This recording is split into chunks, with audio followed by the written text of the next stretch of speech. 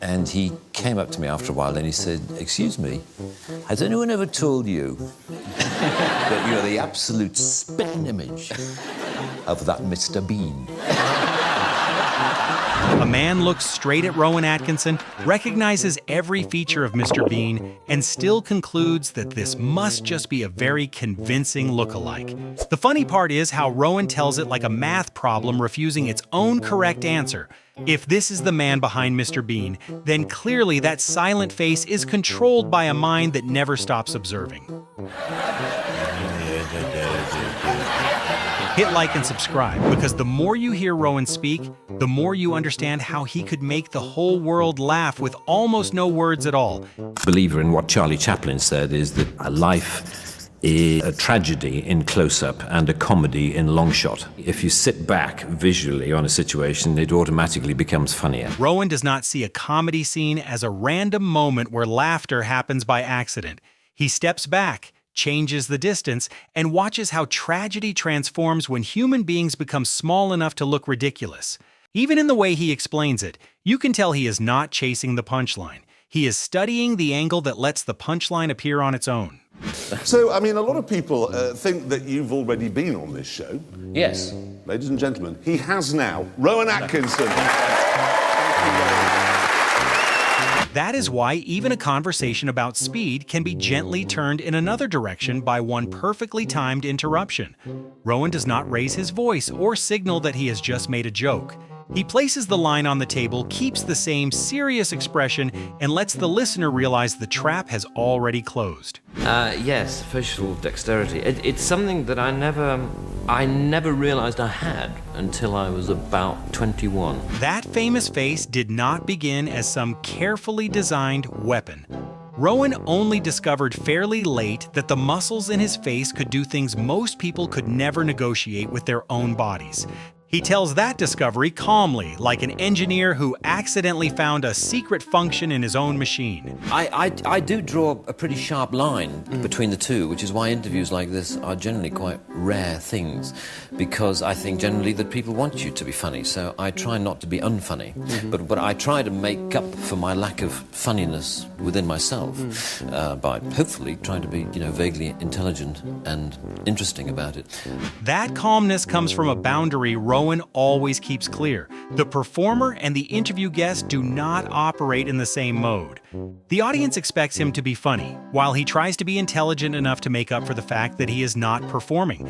Ironically, that slightly awkward honesty is funnier than many carefully prepared answers. Rowan Atkinson, and it's my job to tell you how many units of alcohol it's safe for you to drink if you want to keep your health.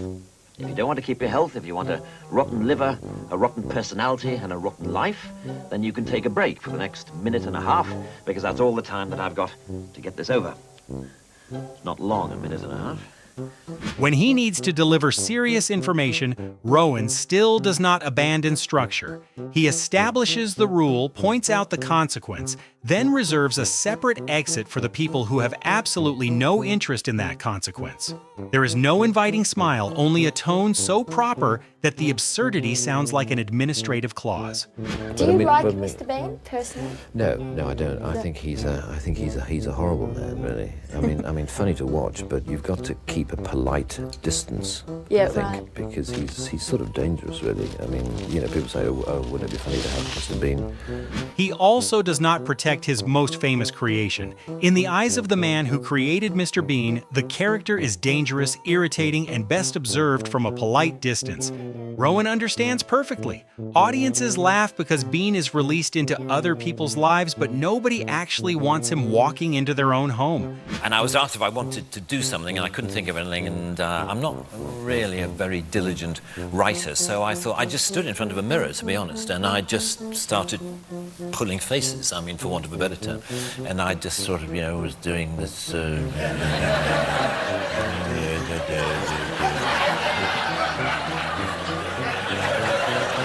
Behind those sharp analyses, there is sometimes an almost childlike method, standing in front of a mirror and testing how far the face can go. But Rowan is not pulling faces just to find any random strange expression. He experiments, selects, and turns mirror play into a language millions of people can understand without subtitles.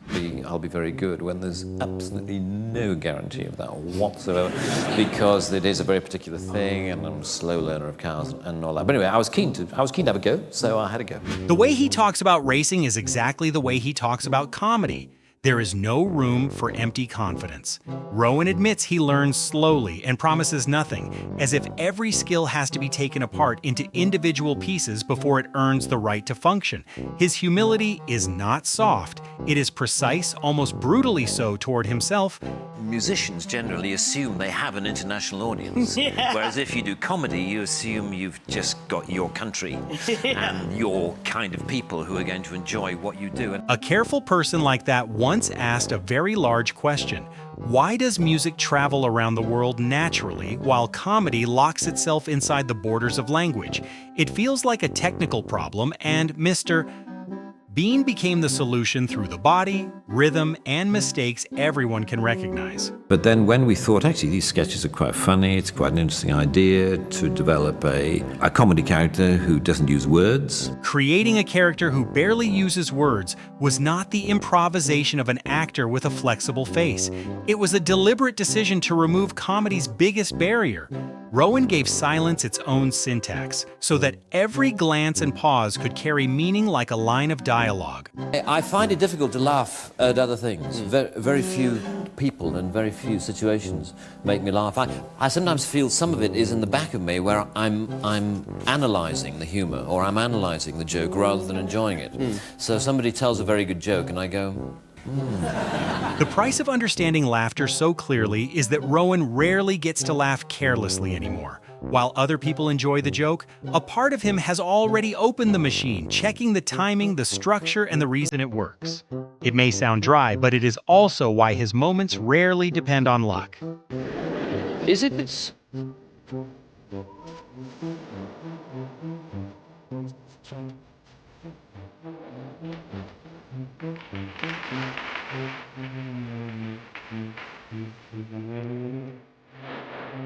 When he becomes an interviewer, that analytical machine turns tiny details into a linguistic trial. Rowan latches onto a name, runs it through every rule, and makes the person across from him look as if they have committed a serious crime against national spelling. The more absurd it gets, the more reasonable his face becomes. In many ways, the more conventional, I think he's always funnier in very formal environments, like, where you're supposed to behave. For sure. Because he never does behave himself. Mr. Bean is also placed into spaces that operate on that same principle. Rowan likes places where people are supposed to behave properly, because all it takes is one person who does not understand the rules for the entire order to reveal how fragile it is. Bean does not create chaos from nothing. He simply touches the exact spot where society is trying to stay upright. Anyway, the big sitcom at the time, I've used the word again, it was Fawlty Towers, which was a John Cleese vicar, which you may know here. And it was such a huge hit at the time, and we felt that any sitcom we did would be unfavourably compared to Fawlty Towers, whatever we did, and most things are. Indeed, the Blackadder, I'm sure, is unfavourably compared to Fawlty Towers even now. But anyway, we thought we'd reduce the chances of that by at least taking it completely out of the 20th century, which was the century we were in at the time. The choice of setting for Blackadder began when Rowan saw a shadow too large to pretend it was not there. Instead of confronting an existing standard head-on, he changed the entire era, turning the risk of comparison into a creative principle. The genius here feels like someone moving the chessboard before the match even begins. The difference about this place is that in order to get from my house to the post office, you go out of my house, you turn left, you turn right, you turn left, and it's second on the right. Yeah. Whereas here, you go down, you turn left, you turn right, you turn left, and it's second on the left. When Rowan steps into character, the theory disappears from the surface, but the precision stays completely intact. A simple set of directions is stretched out through differences so small they are almost meaningless, while the character presents everything with total seriousness. He builds a closed system of logic so tight that the stupidity believes it is right.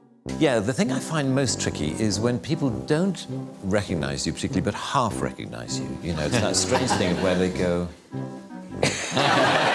In real life, the strange logic often comes from the people who recognize him. Being fully recognized is probably easier. The hardest part is the look of someone rummaging through their memory but only finding half a face. Rowan tells fame from the point of view of the person being observed, making an uncomfortable experience feel like the opening of a misunderstanding. You know, one doesn't like to be labeled a face puller because you feel as though if you have got a face that, you know, that's malleable and can go like that, you know, you can twist about it. Because he understands the power of his face, he is cautious about being reduced to someone who only makes funny expressions. Rowan wants expression to serve the character, not turn the character into an excuse to show off expression. While explaining that he does not like pulling faces, he still makes the studio laugh with the very thing he is trying to put in its proper place. The joke is in that discrepancy between, you know, reality and ambition. With Johnny English, Rowan condenses the whole character into the gap between ambition and actual ability. He does not need to pile on dozens of comic traits, because a man who believes he is at the top while reality keeps objecting is enough to create endless situations. The comedy machine often begins with a small miscalculation like that. Why I should be there. It would be... I felt as though I did okay, but not great. That's my view. Even the smallest miscalculation rarely escapes him when he evaluates himself. Even when the result satisfies other people, Rowan divides it into fine and not great, refusing to be carried away by the atmosphere of victory.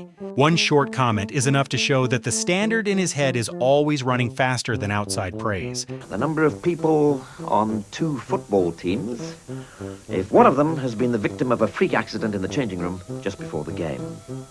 21 is the age when you have the party at which you will almost certainly drink more than 21 units. When a number needs to be remembered, Rowan does not choose a cute or reasonable example. He builds an entire bizarre accident just so the count lands perfectly, as if the audience's memory only needs to be lightly threatened into cooperating. The brilliance lies in the excessive commitment to a task so simple that nobody thinks it needs creativity. Yes, there is. Well, I mean, Mr. Bean is nastier. Mr. Bean is quite a nasty man. Why? He's quite... Well, because if he has any morals, if he has any values, then they're the morals of a 9-year-old boy. That's how I always see him. He does not see Mr. Bean as an innocent symbol, but as a 9-year-old child with an adult body who has not yet received the matching sense of morality. That definition explains a great deal without draining the fun from the character. Bean does not break rules because he is rebelling. He simply puts his desires first with an alarming kind of innocence. But before he went on, this guy goes up there, who he had never met before, Right. and holding just a piece of paper, he made everyone laugh for 7 minutes without saying a word. And he Right. said that was you. That was me. Yeah, and he goes, he found it so demoralizing that he had his little clever ideas and his little wordplay, but you went up there and said nothing and absolutely killed the room. Do you remember what you did? Before the whole world knew that face, Rowan once kept a room laughing for several minutes with nothing but a piece of paper and silence. When he recalls it, he does not wrap the memory in myth. He simply confirms that it happened one night on stage. The restraint in the answer is almost the opposite of how difficult the achievement was. But for now, I'm going to have to divide you up into groups. If that's okay. Can you hear me at the rack? Well, if you'd stop screaming, that would help. On stage, that restraint becomes control. As the man in charge of hell, Rowan handles screaming like an organizational problem, politely reminding the victims to cooperate so the process can run smoothly. The dark humor does not need emphasis. A normal administrative attitude toward a horrifying situation is already cold and funny enough. Personal and private, just because I find it much more relaxing. I find the whole concept of social media just not Keeping up with it, sort of right? unrelaxing. It feels like an unrelaxing thing, so I don't do it. Away from the stage, Rowan still protects his mind from things that create more noise. He avoids social media, not with some anti-modern manifesto, but simply because it does not feel relaxing. It is a very ordinary reason, but strangely perfect for someone who has spent his entire career observing carefully instead of constantly broadcasting himself. And the great thing about a team, I'm so glad I did it. I was going to do a program by myself at first, at another television station. And I made one program in which I played 3 different characters. And that's what I was going to do as a series, just me, you know, the Rowan Atkinson show. That privacy does not mean he wants to do everything alone. Rowan once realized that a show carrying only his name could become the wrong kind of cage, while working with an ensemble gave ideas the right kind of counterweight. He does not romanticize personal instinct. When a better structure appears, the ego has to know when to move aside. It was challenging, the way it always is, unfortunately, to take even a successful television comedy character and make him work on film. Because on television you can always get away with 2 dimensions, with a 2-dimensional character. Because he does not trust easy formulas, Rowan sees bringing a television character to film as a problem that has to be rebuilt with depth. Past success is not allowed to become a passport. A character who survives in a small frame does not automatically exist on a larger screen, and laughter cannot simply be enlarged. The essence of the Blackadder, it's about hierarchy. There's, either it's the royal court or it's the army, which has a very, definable, levels of status. In Blackadder, what gets built is an entire system of hierarchy. Rowan sees courts or armies as ladders of status, where every person fears the one above them and looks for someone below to step on. Once the structure is clear, the dialogue only has to touch that imbalance for the comedy to spark naturally, sharper than a chain of separate jokes. I really always wanted to be the villain. I always wanted to be the man who said, "Not so fast, Mr. Bond." You know that man? Just when he's about to escape. "Not so fast, Mr. Bond." And I always wanted to say that in the film. Even his dream of being in a Bond film is specific in the most Rowan way. He does not need to be the hero. He just wants to be the person who appears at exactly the right moment to stop Bond. He is drawn to the beat, the entrance, and the power of one line more than the glamour around the role. To Rowan, it is a perfect mechanism waiting to be activated. And something I suppose I've grown to believe in over the years is in my own instinct. And I think I know, best what I can do. I'm very difficult to fit in to the Hollywood jigsaw. Yeah. I'm a very awkward shape. When Hollywood is placed in front of him as the obvious next piece, Rowan still trusts instinct more than cutting himself to fit the mold. He calls himself a difficult shape to place, which sounds both humble and firm. Maybe that is the most accurate description of his genius. He does not match the existing standard, so no other piece can replace him. Rowan Atkinson makes people laugh not because he lives in real life like Mr. Bean. It is almost the opposite. He is reserved, analytical, and always sees the structure beneath an expression or a pause. That seriousness is exactly what makes him special. He understands what a character must want, where the mistake is, and what system they need to be placed in for laughter to appear naturally. In front of the camera, Rowan may seem like he is searching for words, lowering himself, or talking too carefully about a small detail. In reality, we are watching the mind that turns silence into language and awkwardness into art. Comment with your favorite moment, hit like and subscribe to meet more fascinating people behind familiar icons.